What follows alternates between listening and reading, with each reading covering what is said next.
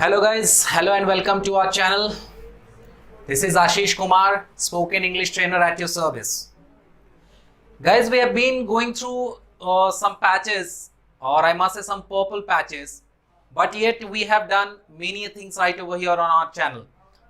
I have already given you how to introduce yourself, अपना परिचय कैसे दें, your family introductions, conversations, छोटे छोटे conversations कैसे करें, and then I taught you about many things like some translations of जी चाहता है, दिल चाहता है, something like that. Some conjugation forms were taught. बहुत सारी चीजें आपको सिखाई गई और बताई गई.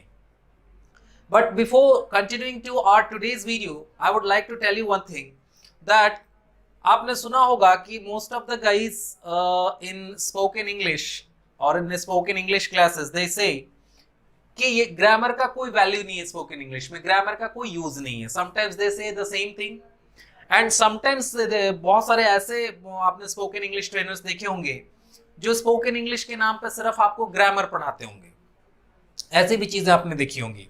तो these two things are almost absurd. ये दोनों ही चीजें ऑलमोस्ट एब्सर्ड है. क्यों है, बेतुका है, क्यों है, मैं बताता हूं आपको. ऐसा कुछ नहीं है कि अगर आप ग्रामर बिल्कुल फॉलो नहीं करोगे तो किसी लैंग्वेज को आप कर सकते हो. लैंग्वेज को अगर आपको करना है तो उसमें थोड़ा बहुत तो ग्रामर चाहिए ही चाहिए. आप हिंदी की बात ले लो तो मैं खाता हूं, ये कोई मेल बोलेगा, अगर कोई फीमेल बोलेगी तो बोलेगी मैं खाती हूं. अब आप कैसे कह सकते हो कि एक फीमेल बंदी बोलेगी मैं खाता हूं? वो तो नहीं बोलेगी ना. एक मेल कभी नहीं बोलेगा मैं खाती हूं. तो ये टेंस का बात हो गया यहां पर में. तो उसी तरह से ग्रामर का कुछ ना कुछ रोल तो स्पोकन इंग्लिश में भी है, या यूं कहें कि स्पोकन हिंदी में भी है, या जो भी आप भाषा बोलते हो उसमें थोड़ा बहुत ग्रामर होता ही होता है क्योंकि रूल्स होता है. सबसे जरूरी बात आपको यह समझनी है कि ग्रामर होता क्या है. तो ग्रामर की जो डेफिनेशन होती है वो ये होता है कि grammar is a set of rules written और अनरिटन. ध्यान से सुनिए, grammar is a set of rules written और unwritten that determines the structure of sentences. मतलब नियमों का संग्रह जो सेंटेंस स्ट्रक्चर बतलाए, जो वाक्य की बनावट बतलाए, उसे ही हम ग्रामर कहते हैं. तो स्पोकन इंग्लिश में भी तो हम वाक्य ही बोलते हैं ना, सेंटेंसेस ही बोलते हैं. तो अकॉर्डिंग टू मी, मुझे क्या लगता है कि in grammar few things are necessary. कुछ चीजें नेसेसरी है, बाकी चीजों को आप ऐसे ही लेके कर सकते हो. Like you need to learn about tense. आपको टेंस जानना चाहिए बिकॉज सही टेंस नहीं जानेंगे तो आप सेंटेंसेस को कभी सही नहीं बोल पाएंगे. टू सम एक्सटेंट आपको वॉइस की जानकारी भी होनी चाहिए. वॉइस की जानकारी इसलिए होनी चाहिए कि कॉम्प्लिकेटेड सेंटेंसेस को आप समझ सके. इंग्लिश में न्यूज़पेपर रीडिंग वगैरह करते वक्त आपको कोई दिक्कत या परेशानी ना हो. तो इन सारे चीजों को अगर हम लोग सम अप करें, कंबाइन करें, तो कई सारी चीजें निकल करके भी आती हैं. तो अब जो हमारा अटमोस्ट टारगेट है वो ये है कि I would let you know about tense. मैं आपको अब टेंस के बारे में सिखाऊंगा, पढ़ाऊंगा, because tense is I must say half of your spoken English is done when tense is done. सीधी सीधी भाषा का मैं प्रयोग करूं तो आधा स्पोकन इंग्लिश आपका हो गया यदि आपका टेंस हो गया, राइट. लेकिन टेंस पर जाने से पहले मैंने पिछली वीडियोस में कंजुगेशन फॉर्म पढ़ाए थे, उसको थोड़ा सा आगे ले जाते हुए आज एक नया टॉपिक देखते हैं. और आज की जो हमारी टॉपिक है वो ये है 9 kinds of WH. Means we are talking about WH words. हम लोग WH वर्ड्स के बारे में बात कर रहे हैं जिसे आप नॉर्मल भाषा में क्वेश्चन वर्ड्स भी कहते हैं. क्वेश्चन वर्ड्स कहा जाता है क्योंकि इनसे क्वेश्चंस किए जाते हैं, but basically they are WH words. ये WH वर्ड्स हैं. कौन कौन से हैं जरा देखें. तो ये हैं what, when, who, which, how, where, whose और whom. एक यहां हमारा बच गया why. तो ये पूरे के पूरे जो 9 लिखे हुए ये सारे शब्द ही कहलाते हैं 9 काइंड्स ऑफ WH. अगर हम इनकी हिंदी देखें तो व्हाट मतलब होता है नॉर्मली क्या, लेकिन इसका अर्थ जो भी होता है, किस, जिस, कौन सा, ये सारा अर्थ हमारा एक केवल व्हाट का होता है. कैसे होता है, I will explain it to you later on. मैं बाद में आपको इसका पूरा एक्सप्लेनेशन बताता हूं. पहले सारे की हिंदी एक एक बार समझते चलें. व्हेन मतलब होता है कब या जब, किस समय या जिस समय. हु मतलब कौन या जो, ये व्यक्ति के लिए यूज किया जाएगा.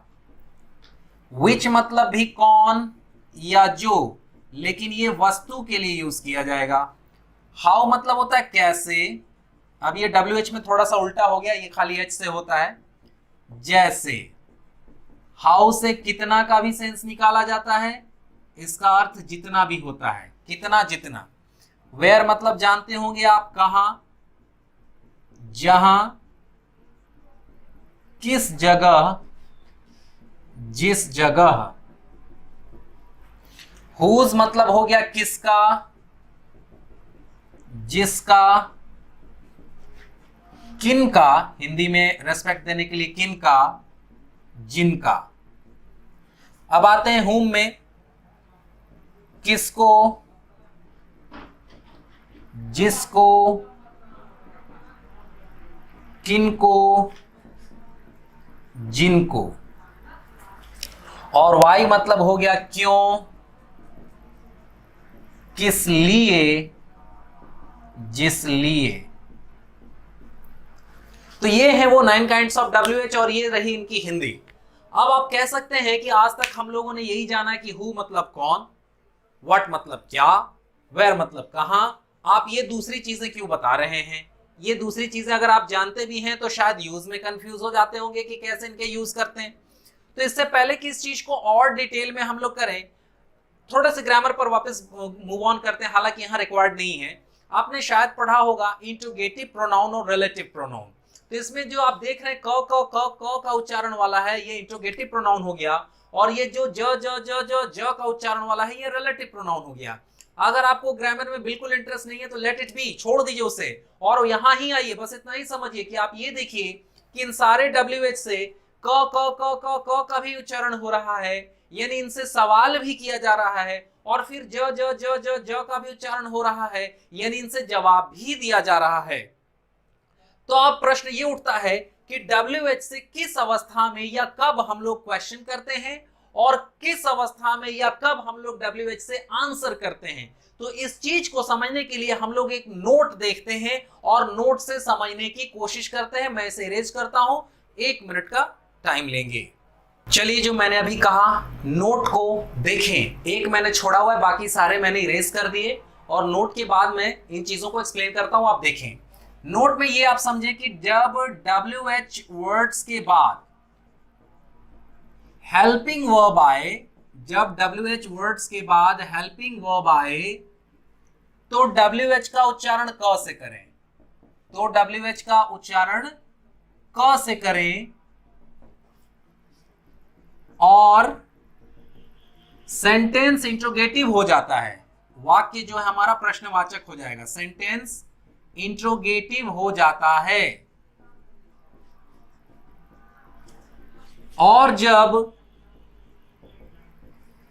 WH के बाद या WH वर्ड्स के बाद सब्जेक्ट, यानी अपनी भाषा में कहें तो नाउन या प्रोनाउन आए, क्योंकि आपको पता ही होगा कि सब्जेक्ट जो है नाउन या प्रोनाउन ही बनता है। तो जब WH के बाद सब्जेक्ट यानी नाउन या प्रोनाउन आए तो WH का उच्चारण ज से करें। WH का उच्चारण ज से करें और सेंटेंस यानी हमारा वाक्य अफर्मेटिव हो जाता है, और सेंटेंस अफर्मेटिव हो जाता है। इस नियम को फिर से एक बार देख लें और पढ़ें कि जब WH वर्ड्स के बाद हेल्पिंग वर्ब आए तो WH का उच्चारण क से करें और सेंटेंस इंट्रोगेटिव हो जाता है। और जब WH वर्ड्स के बाद सब्जेक्ट यानी नाउन या प्रोनाउन आए तो WH का उच्चारण ज से करें और सेंटेंस अफर्मेटिव यानी सकारात्मक हो जाता है। इस चीज को समझने के लिए जरा एग्जाम्पल देखें। मैंने अगर पूछा किसी से कि where are you going, where are you going, तो यहां देखिए WH श्रेणी का वर्ड है हमारा शुरू में और इसके बाद आ गया है हमारा helping verb.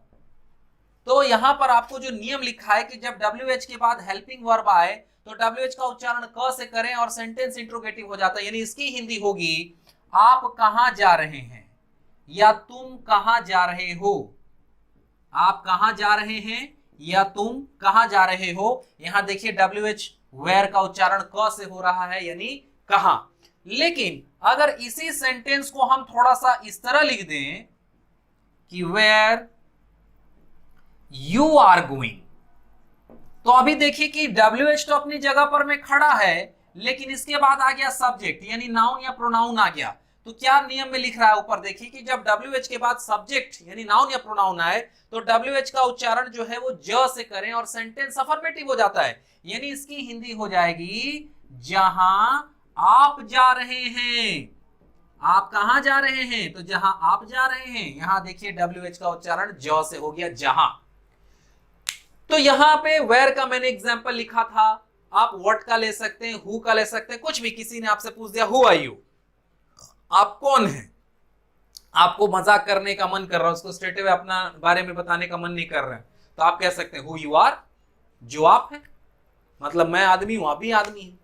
Where are you going, तुम कहां जा रहे हो, वेयर यू आर गोइंग। आ रही बात समझ में? लेकिन कोई अगर ये पूछ दे कि हु इज योर पापा, तो ये मत आंसर कर दीजिएगा हु योर पापा इज, मतलब तुम्हारे पापा कौन है, तो जो तुम्हारे पापा है, तो फिर मारा पीटी हो जाएगी, लड़ाई झगड़ा हो जाएगा। ये आंसर कब किसको कर सकते हैं? जब आपका भाई बहन खुद आपसे ये क्वेश्चन पूछे कि हु इज योर पापा, तब उनको आंसर कर सकते हैं हु योर पापा इज।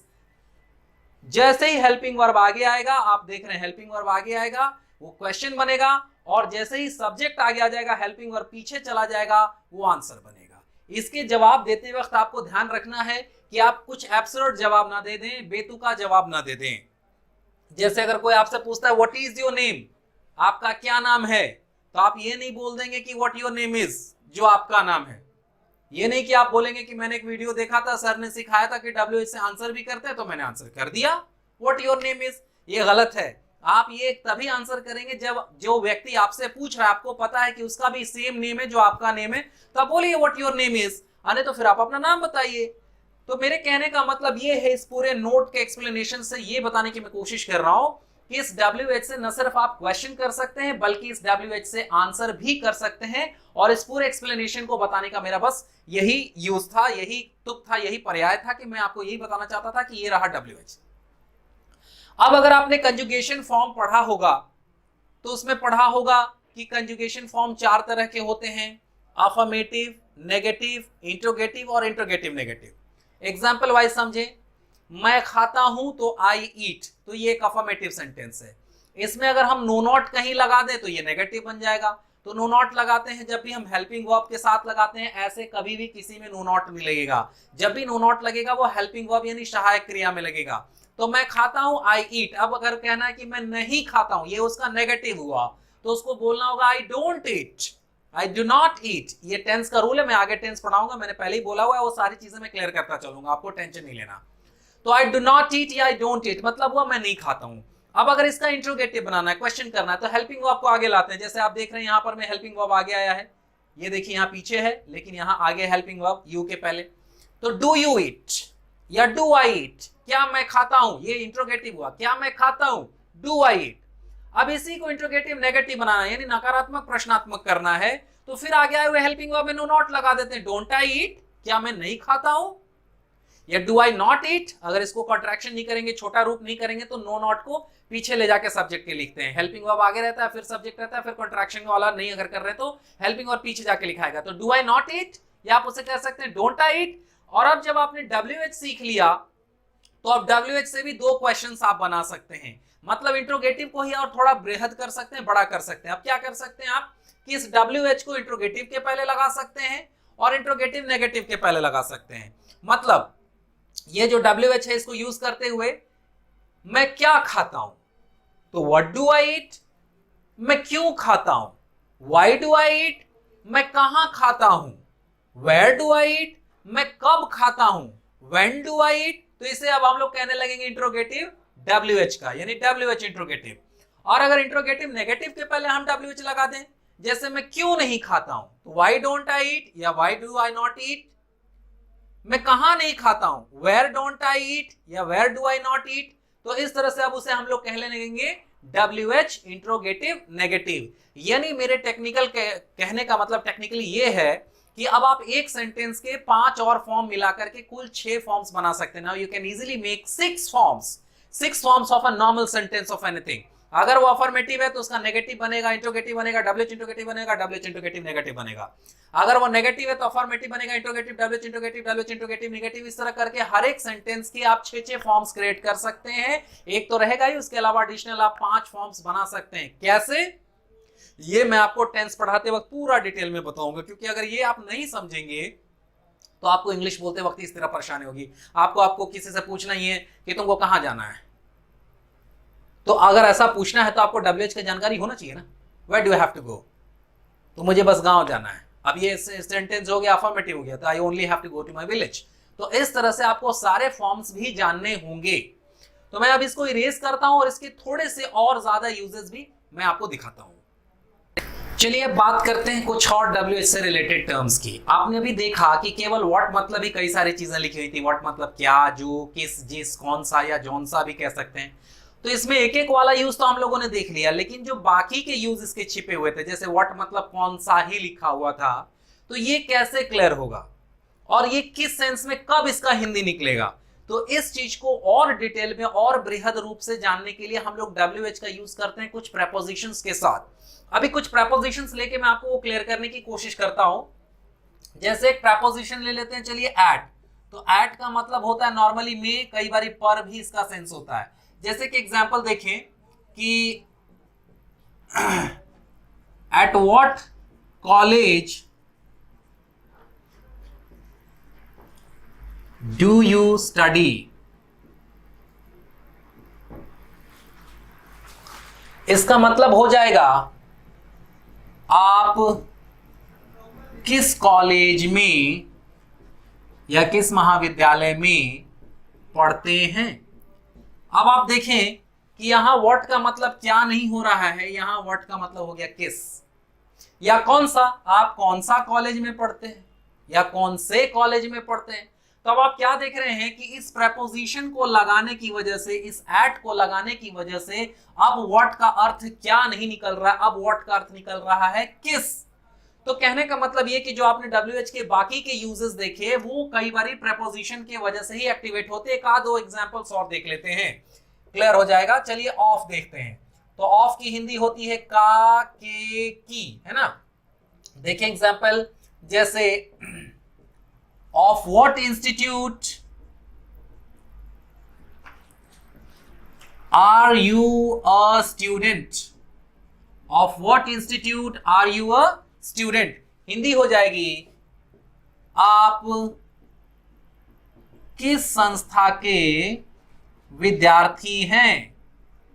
आप किस संस्था के विद्यार्थी हैं। फिर देखिए व्हाट का मतलब यहां किसी ही हो रहा है। एक और प्रेपोजिशन ले लेते हैं, चलिए फ्रॉम। तो फ्रॉम का मतलब होता है से। कैसा से, जब सेपरेशन हो, कहीं से कोई चीज का अलगाव हो, तो वहां हम फ्रॉम यूज करते हैं। जैसे एग्जांपल से समझे, from what school have you passed matric. From what school have you passed 10th। चलिए मैट्रिक की जगह 10th लिख देते हैं, आजकल मैट्रिक टर्म से ज्यादा 10th, 10+2 ऐसा चल रहा है। तो इसे सेंस क्या निकलेगा कि आपने, या तुमने भी कह सकते हैं, यू मतलब आप तुम दोनों होता है, किस स्कूल से, किस विद्यालय से 10th पास किया है या मैट्रिक पास किया है। एक और आखिरी प्रेपोजिशन ले लेते हैं हम लोग, बाय। तो बाय का मतलब ही होता है से, लेकिन कैसा से, द्वारा वाला। जब द्वारा का मतलब हो किसी चीज के माध्यम से, तब हम लोग क्या करते हैं, बाय यूज करते हैं। एग्जाम्पल के माध्यम से समझिए, जैसे bye what train do you come here. Bye what train do you come here. क्या हिंदी हो जाएगी, आप लोग गैस करते रहे, मैं तो बता ही रहा हूं।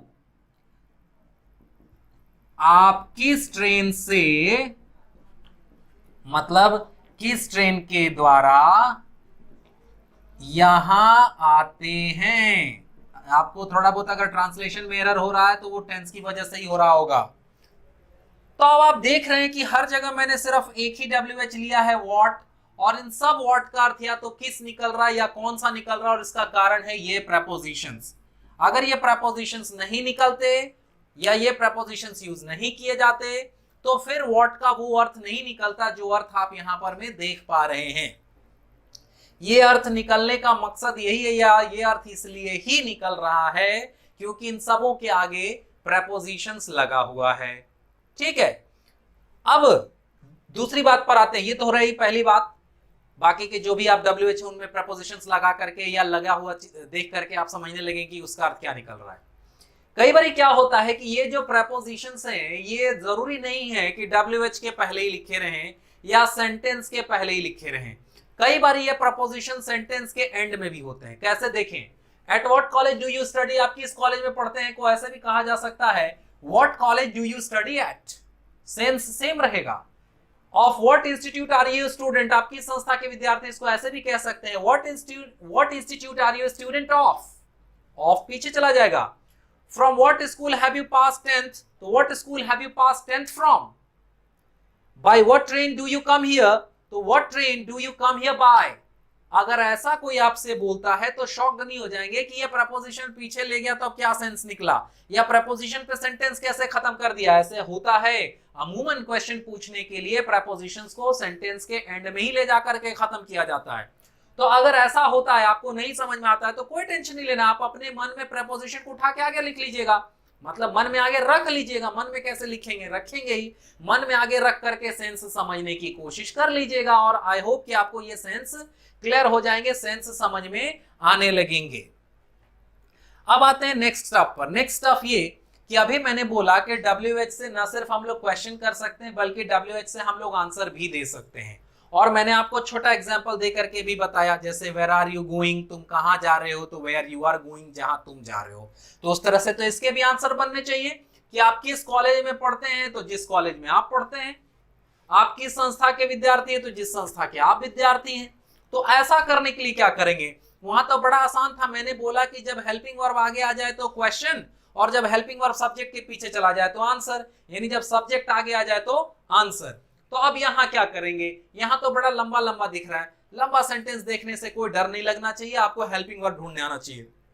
आप इस पूरे सेंटेंस में देखिए, ये है हमारा हेल्पिंग वर्ब डू, सहायक क्रिया क्या है हमारा do.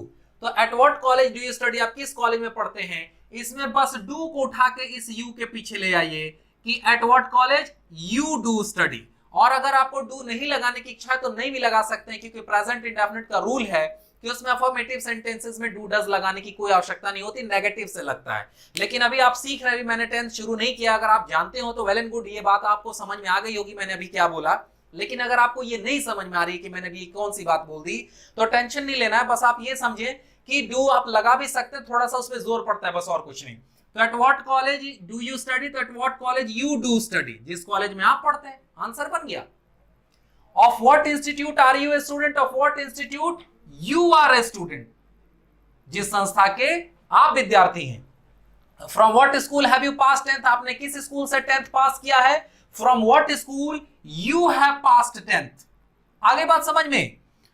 Bye what train do you come here, तो इसको ऐसे आंसर कर दीजिए by what train you do come here, या by what train you come here, do को सीधे हटा देंगे। तो इस तरह से not only you can ask questions with the help of WH, आप न सिर्फ WH की मदद से क्वेश्चंस कर सकते हैं, but also you can answer with the help of WH, आप WH की मदद से आंसर भी कर सकते हैं, जवाब भी दे सकते हैं।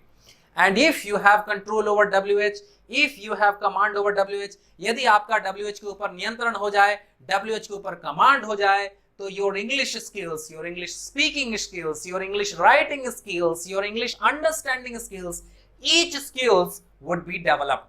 आपके सारे जो स्किल्स हैं, सारे जो गुण हैं, दक्षता है, कुशलता है, वह जो है निखर जाएगी। तो आज के सेशंस के लिए मैं इतना ही रखूंगा।